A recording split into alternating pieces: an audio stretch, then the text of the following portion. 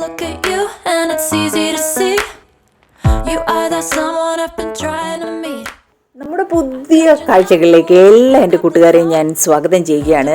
Ranthambore tiger സിറ്റിക്ക് പിന്നിലെ ഫത്തേ സിംഗ് റാത്തോഡ് എന്ന ഒരു ടൈഗർമാൻ ഉണ്ട് എന്ന് ഒരു സ്റ്റോറി കേട്ടപ്പോൾ എനിക്ക് ഭയങ്കര ഇൻട്രസ്റ്റിംഗ് ആയിട്ട് തോന്നി. അപ്പോൾ ആ സ്റ്റോറി ഒന്ന് എക്സ്പ്ലോർ ചെയ്യണ്ടായോ? എക്സ്പ്ലോറിങ് ഇഷ്ടമുള്ളവർക്ക് കൂടെ ഒട്ടും നിങ്ങളെ ബോറടിപ്പിക്കത്തില്ല. അങ്ങനെ നമ്മളെത്തി. ഇത് അദ്ദേഹത്തിൻ്റെ പേരുള്ള ഒരു കഫേയാണ്.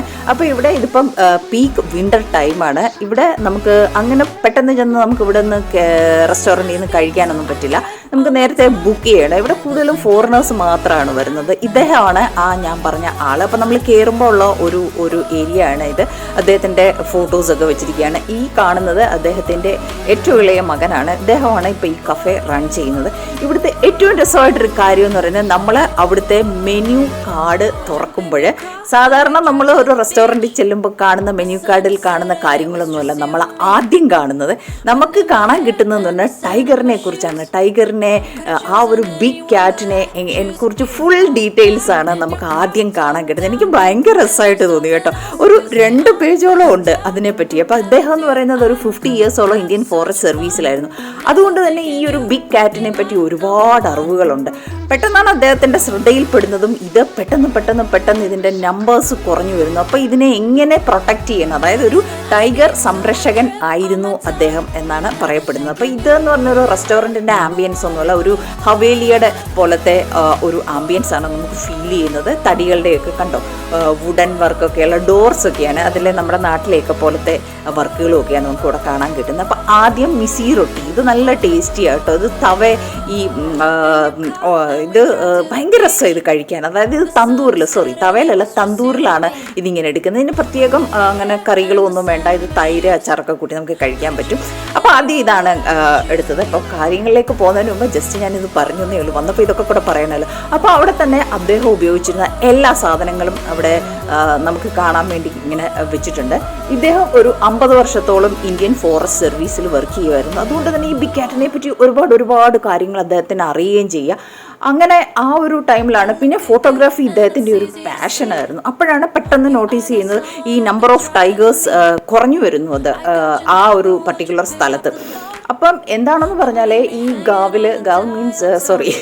ഈ വില്ലേജിൽ ഇതൊരു റിമോട്ട് വില്ലേജാണ് കേട്ടോ. രാജസ്ഥാനിലെ ഒരു റിമോട്ട് വില്ലേജാണ്. അവിടുത്തെ ആൾക്കാർ ഇതിനെ ഹണ്ട് ചെയ്യുന്നു. പണ്ട് നമ്മൾ ഈ രാജസ്ഥാനെ കുറിച്ച് കേൾക്കുമ്പോഴേ രാജാക്കന്മാർ ഹണ്ടിങ്ങിന് പോകുന്നതൊക്കെ നമ്മൾ കേട്ടിട്ടില്ലേ.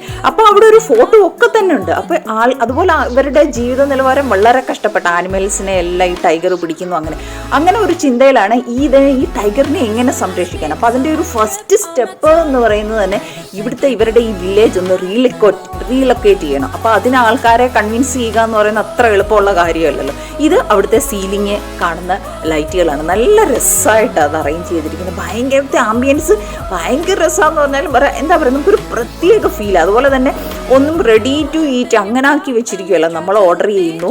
അപ്പോൾ അത് ഒരു ഫൈൻ ഡൈനിങ് പ്ലേസ് ആണ്. അപ്പോൾ ഓർഡർ കിട്ടിയതിന് ശേഷം മാത്രമേ അവർ ഓരോ സാധനങ്ങളും ഉണ്ടാക്കിയെടുക്കുകയും അങ്ങനെയൊക്കെയുള്ളൂ. അങ്ങനെ ഈ ഒരു ഗ്രാമത്തിനെ അവർ റീലൊക്കേറ്റ് ചെയ്യുകയാണ്. അങ്ങനെ അവർക്ക് വേണ്ട എല്ലാവരെയും നന്നായിട്ട് കൺവിൻസ് ചെയ്തു. ഇങ്ങനൊരു ഇത് ഇവിടെ ആയിക്കഴിഞ്ഞാൽ, ഈ ഒരു ടൈഗർ ഇത് വന്നു കഴിഞ്ഞാൽ നമ്മളവിടെ ഇടയ്ക്ക് ഞാൻ പറയുകയാണ്, നമ്മൾ ഓർഡർ ചെയ്ത ഓരോ കാര്യങ്ങളാണ് കേട്ടോ.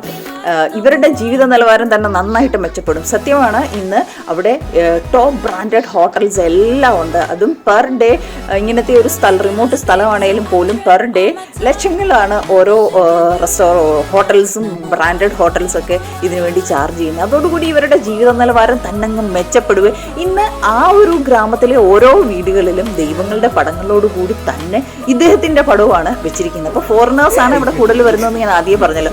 അപ്പോൾ അവരെ തന്നെ എയിം ചെയ്ത് അവിടെ ഇവിടുത്തെ നമ്മുടെ വിൻ്റർ വിയേഴ്സ് എല്ലാം നമുക്ക് കിട്ടും. അപ്പം നല്ലൊരു ലൈറ്റ് വെയ്റ്റ് ഷോള് കണ്ടു. അങ്ങനെ ഞാനത് അവിടുന്ന് വാങ്ങിച്ചു. പിന്നെ എന്ത് കണ്ടാലും ഒന്ന് നോക്കണമെന്ന് തോന്നുന്നില്ല. പിന്നെ എൻ്റെ എപ്പോഴും മനസ്സിലുള്ളതാണ് ഈ ജയ്പൂരിലെ പ്ലെയിൻ കുർത്താസ് ഉണ്ടല്ലോ, അങ്ങനെ അലങ്കാരങ്ങളൊന്നുമില്ല. ഭയങ്കര ഇഷ്ടമാണ്. പക്ഷേ ഇത് ഫോറിനേഴ്സിനെ ഓറിയൻറ്റഡ് ആയിട്ട് തന്നെ ഇവിടെ നിന്നൊന്നും ഞാൻ പിന്നൊന്നും വാങ്ങിച്ചില്ല. അത് പിന്നെ ഞാൻ ജയ്പൂരിൽ നിന്നാണ് വാങ്ങിച്ചത്. അപ്പോൾ ഈ ഒരു കാര്യം, ഈ ഒരു വലിയ മനുഷ്യനെ പറ്റി ഒന്ന് ഷെയർ ചെയ്യും. ഈ ഒരു വീഡിയോ ആണ് ഒന്ന് വിചാരിച്ചിട്ട് ഞാൻ ഈ വീഡിയോ ഇട്ടതാണ്. ഇഷ്ടപ്പെട്ടെന്ന് ഞാൻ വിചാരിക്കുന്നു. അപ്പം എൻ്റെ മനസ്സിലും ആ ഒരു ഇന്ന് ഇദ്ദേഹത്തിൻ്റെ പേരിൽ അവിടെ ഒരുപാട് ഒരുപാടല്ല, നല്ല CBSE സ്കൂൾസ്, റെസ്റ്റോറൻറ്റ്സ്, വലിയ അവർക്ക് ഹോട്ടൽസ്, റിസോർട്ട്സ് ഒക്കെ ഉണ്ട്. ഭയങ്കര ഒരു ആംബിയൻസ് എന്ന് പറഞ്ഞാൽ അപ്പോൾ ആരെങ്കിലും പോവുകയാണെങ്കിൽ നമുക്ക് കേരളത്തിലെ ആൾക്കാർക്ക് ഈ ഒരു സ്ഥലത്തെ പറ്റി വളരെ അറിവ് കുറവ് കേട്ടോ. ഈ 4 വർഷം ജയ്പൂരിൽ ഉണ്ടായിരുന്നിട്ട് പോലും 1.5 വർഷം നമ്മളവിടെ വന്നപ്പോഴാണ് ഞാൻ പോലും ഇവിടുത്തെ ഇതിനെപ്പറ്റി അറിയുന്നത്. അതായത് നമ്മൾ ഒരു താജിൻ്റെ പ്രോജക്റ്റിന് വേണ്ടി തന്നെയാണ് ഇവിടെ എത്തിയത്. അപ്പോൾ ആ പ്രോജക്റ്റ് തീരുവാണ്. അപ്പം നമ്മൾ ഇവിടുന്ന് ഇറങ്ങാനാവുന്നു. അപ്പോൾ അതിനു മുമ്പ് തന്നെ നിങ്ങൾക്ക് ഇദ്ദേഹത്തെ പറ്റി ഒന്ന് ഷെയർ ചെയ്യണമെന്ന്, വിവരങ്ങൾ ഷെയർ ചെയ്യണമെന്ന് ഞാൻ വിചാരിച്ചു. അങ്ങനെയാണ് ഈ ഒരു വീഡിയോ എടുത്തത്. കഴിക്കാൻ പോയപ്പോഴേ ഭയങ്കര ടേസ്റ്റി ആയിരുന്നു ഫുഡെല്ലാം കേട്ടോ, അത് പറയാതിരിക്കാൻ വയ്യ.